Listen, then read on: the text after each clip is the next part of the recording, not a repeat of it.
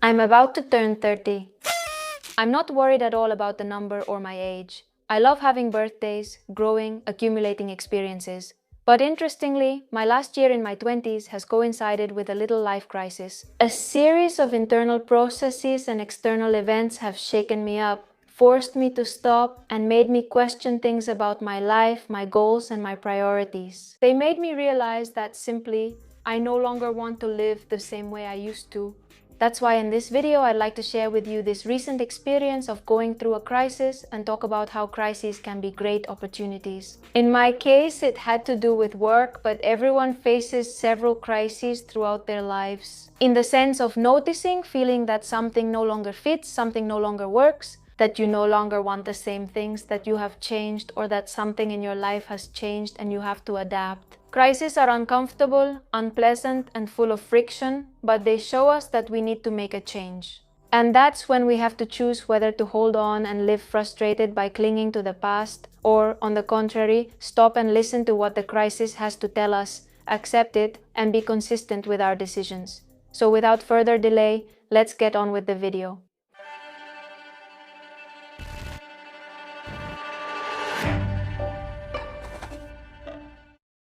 Let me give you some context. My 20s have been marked by effort, discipline, maximum productivity, and giving up my personal life. I have been fully focused on work. It was the center of my life. But mind you, not on a whim. Some people on social media who don't know me claim what I have and who I am was just given to me. But in reality, I built everything myself. I started from scratch with no investment, support, or guidance.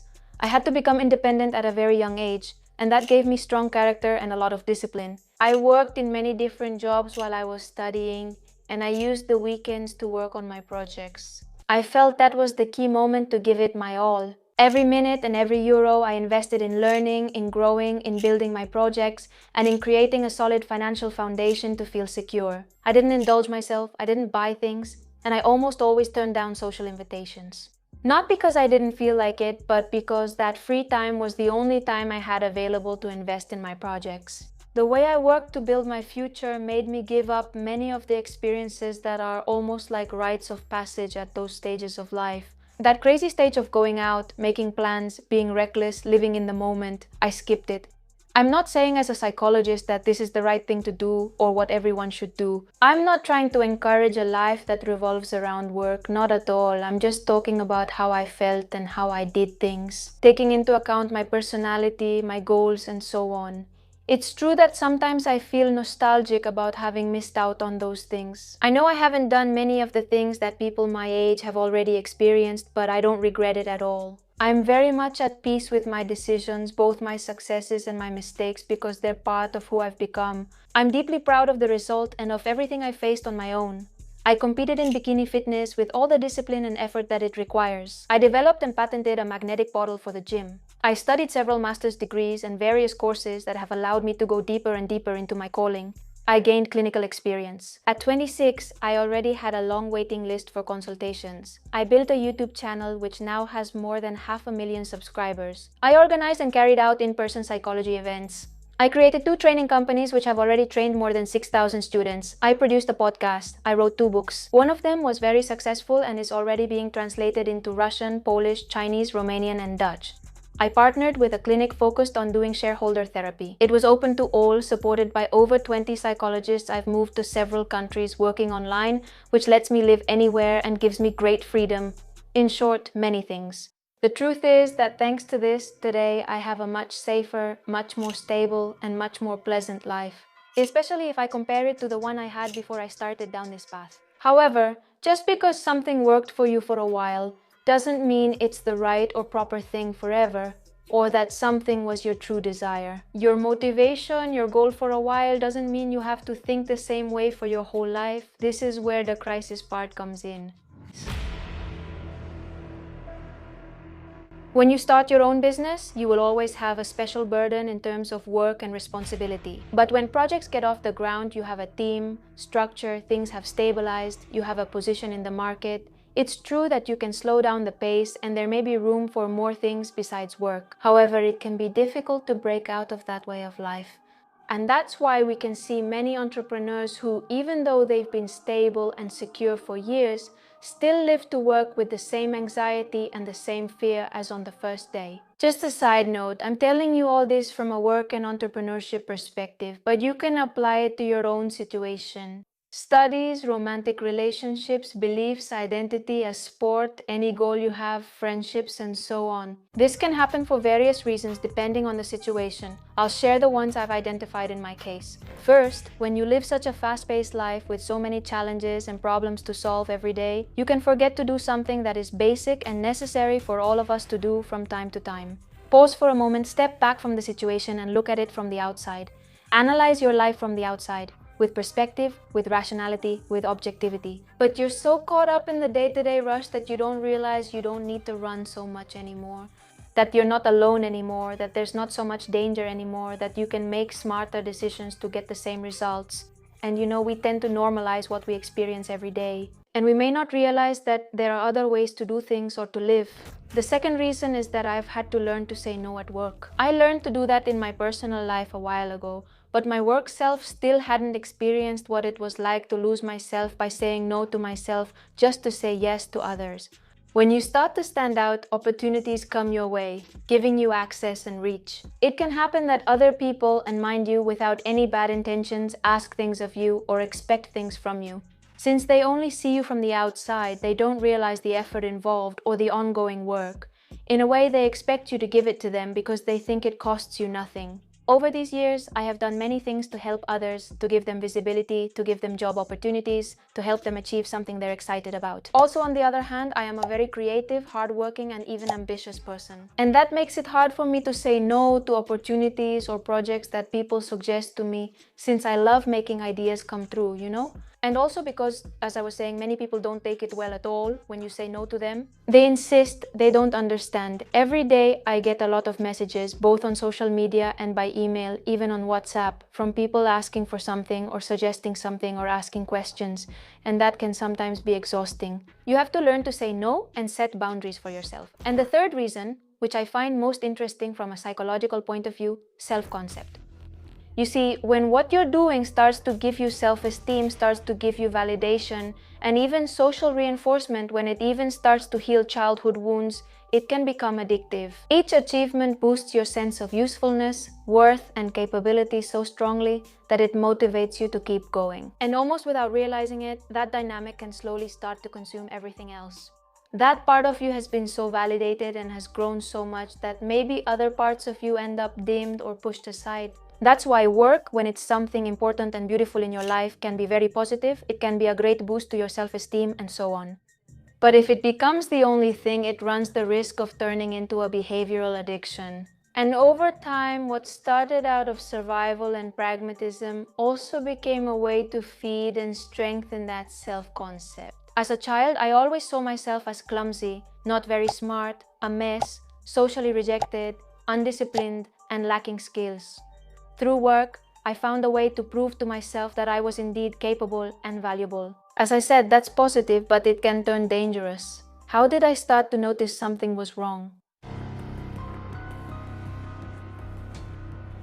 Even though everything was going really well at work, my body slowly started to warn me that what had worked for years was soon going to stop working. The first warnings came at the end of 2023. Day by day, things were getting more intense, responsibilities were growing, and more people depended on me to deliver, to do things excellently. I kept saying yes to everything, but things started to fall apart. In 2024, I completely broke down. My emotions intensified and started showing up in my body. A severe acne breakout, hair loss, insomnia, constant fatigue. My mood collapsed, I lost motivation, I became irritable, everything felt overwhelming. What used to excite me became an obligation, a mechanical succession of tasks. There was no reason, no mission. It was just about finishing one thing to move on to the next, to be able to complete the next task. Even achievements stopped bringing me joy. There was no room to celebrate it, nor to connect with the impact all of this had on people. I felt a deep disconnection from my work. I was no longer connected to the mission that had driven me for years. I was very aware that what I was experiencing had a name, and it's burnout. In fact, I shared a video about it with you in 2024.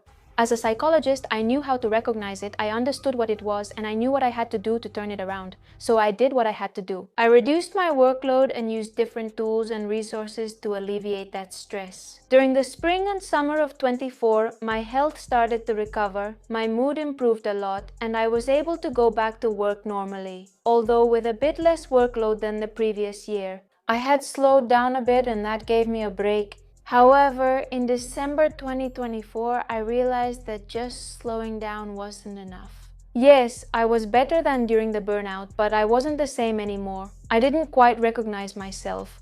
It felt like I had changed speed, but not direction. And what I needed wasn't just to slow down, but to take a different road altogether. And the thing is, sometimes coping strategies that focus on the symptom, on the problem, help to relieve discomfort in the short or medium term. But if the context and the structure of your life remain the same, the risk of relapse is high. There are times when it's necessary to rethink the entire framework in which we live and work, and this happened at the breaking point.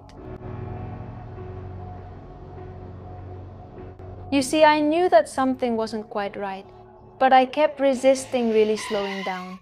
I was in that famous denial phase of grief. I have to be able to handle this. It's been a tough few months. I was feeling weak, but come on, I can handle this because I've always been able to handle it.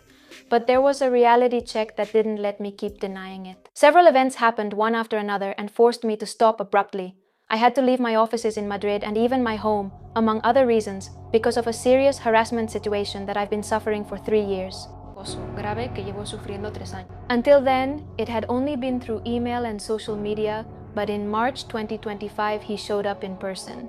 That really shook me. Also, when I can, in a future video, because I'm involved in legal proceedings, I'll tell you about it, but I didn't get the help you would expect in these circumstances. And well, I learned how vulnerable exposing yourself on social media can make you. And that made me more guarded. With my privacy, my private life, information that could be used to locate me. This move from my house and office also happened at the same time as the publication of my book. Book signings, interviews, podcasts, appearances in the media, everything at once with a workload that was overwhelming me. Even though I had improved during the previous summer, my body still wasn't fully recovered. And with all these events, I relapsed. The fatigue, the physical and emotional symptoms came back even stronger. I remember on several occasions having to travel for podcast tours, signings, and other events, and I really pushed myself hard to be able to do it. And when I got back home, I would spend 2 or 3 days unable to stand up.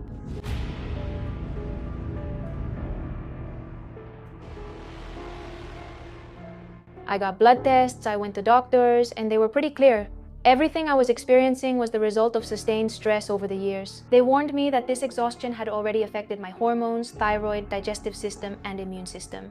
And that if I kept going like this, I would most likely develop a chronic autoimmune disease. This was a real wake-up call. In the middle of all this, I got some unexpected bad news. My mother was diagnosed with a tumor. I don't know if those of you who live far from your hometown have ever been in this situation, of having a loved one fall ill. But experiencing a loved one's illness from a distance makes it very complicated. A lot of trips, stress, worry, uncertainty, guilt. In short, all these things made me have to completely stop working and focus on recovering my health and supporting my mother. And when we stop, that's when we can observe, evaluate, and realize things. And what did I realize? For years, I had normalized a state of productivity, multitasking, and constant stress. To the point that if someone asked me if I was stressed, my answer would be no, because that was my normal state. I also realized that this lifestyle and way of functioning, which for years had been positive and had worked, had started to become unsustainable in the last 2 years. And instead of accepting it, and instead of being flexible and taking action, I had been clinging to that old way that wasn't working. And the consequences were starting to become visible. In crisis, as I always tell you, the emotions we keep quiet don't disappear, they end up screaming. I experienced all of this as a grieving process. I had to understand that I was no longer the same person I was years ago, that my life had changed and that I no longer wanted to live to work, but to work to live. My body was sending me signals that I couldn't keep going down the same path, but my mind was clinging to the one I had planned. The body is very intelligent, just like emotions, and we have to listen to them because many times they tell us what we really want, whether we are being true to ourselves, whether we are in the right place. Grief is not only experienced because of the death of a person or a breakup. We also grieve when we leave behind projects, ideas, goals, or identities that were part of us. And that's what happened to me. I wasn't just giving up specific projects or a lifestyle, but also a part of the image I had of myself. And also in part how I had envisioned my life in the future, my priorities, my goals. Letting go meant accepting that I was no longer that person who could handle everything, who said yes to everything, who defined herself by hyper-productivity. And even though I knew rationally that it wasn't weakness, emotionally it was hard. That's when I had to make difficult decisions. I had to let go, not as a loss, but to make space for what was next. I gave up projects that I had nurtured very intentionally and in which I had invested time and resources. I had to tell my followers that I was ending the podcast, which they liked so much.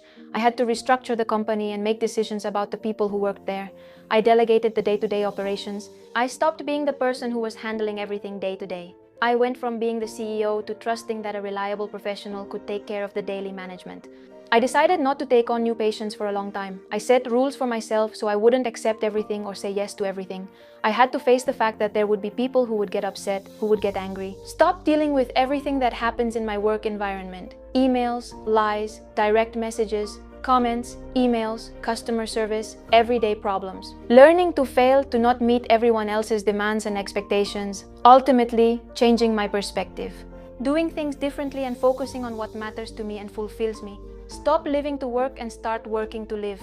But to find that new perspective, that new life, I first had to face the emptiness. And that's the key to crises. We always try to avoid discomfort, doubts, and confusion. But going through them is absolutely necessary to connect with our inner selves, to listen to what our mind and body have to tell us, and to make decisions that fit who we are and what we want now. A large part of my adult life had been marked by that survival mode, which had been very useful to me at the time. I trained my mind and my body to operate in a state of hyper-productivity and intense focus. Always being active, working harder than anyone else, saying yes to everything, taking advantage of every opportunity. But what was once adaptive has now become a trap, and this happens to us with so many things in life. It's hard for us to let go of what worked for us at one point and now maybe is even hurting us. Despite the crisis being complicated and painful, it's not negative. In fact, it's the opposite. It's a way my body and mind were telling me that the way I had been living these past years no longer fit with the person I am now. Today I'm in a different position than I was years ago, and I don't have to behave the same way anymore. I've grown. I feel more confident. My personal life is much more beautiful than it was back then. I no longer need to live in fear, anxiety, or stress. I can find peace, care for my health, and enjoy the life I've worked hard to build. And if I don't adapt to this new stage, to this new me, I run the risk of continuing to live with a suit that no longer fits me. My journey is a reminder that life changes and that we have to change with it, because a single lifetime can hold many lives. What once motivated us may stop doing so after a few years. And that's not weakness, it's evolution. What once worked for us may stop working. As we change, as life changes, and that's not weakness either, it's adaptation. Changing goals or priorities, or even the way we are or think, isn't what is truly harmful. Staying rigid in something that no longer makes sense is. Clinging to the old out of fear of the new or of disappointing others. Flexibility is not the same as instability, it's a sign of health. Letting go of one path to take another. Taking another path doesn't mean failure, it means evolution. Daring to change is actually a way of being true to yourself. I wanted to share this little story because even though in my case it's about work, this process can happen in many areas of life. In your professional career, in your job position, in your romantic relationship, in your friendships, in your lifestyle, in your beliefs, in your life goals, in your faith. Things that have been very important to you, that could even define you as a person or guide your life, but there comes a time when they no longer fit with the person you are now. And when that happens, it might take us a while to realize it, but our mind and body will be there, sending signals and creating a beautiful crisis. A crisis and a grieving process. Because letting go is never easy. It means feeling empty, afraid, insecure, doubtful. But it's a necessary step to honestly ask ourselves what we really want, how we want to live, and what decisions we need to make to be true to ourselves. It's not that something is wrong or you made a mistake, but that it has already served its purpose. And true growth comes when we dare to let it go and make room for something new. If you want to learn more, my Psychology Academy will soon offer a class on this topic. Right now, enrollment for new students is closed, but you can join the waiting list at the link I'm leaving in the comments. I hope you enjoyed the video, and I hope I explained myself clearly. Sharing personal experiences to reflect and learn about psychology is always a pleasure. Bye.